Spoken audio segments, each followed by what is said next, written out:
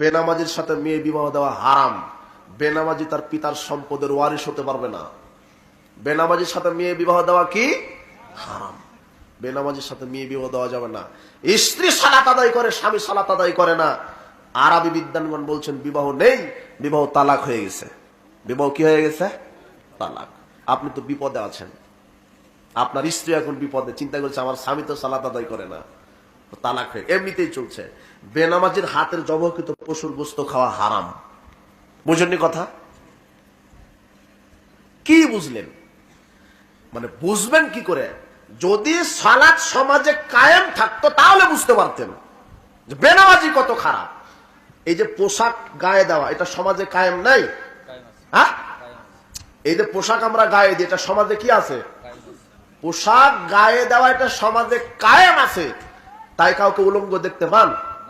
যদি কাউকে উলঙ্গ দেখেন তাহলে বলবেন এই হলো কি? পাগল। বুঝলেন কথা? ঠিক সালাতটা যদি সমাজে কায়েম থাকতো তাহলে একজন বেনামাজিকেও আপনি দেখতে পেতেন না।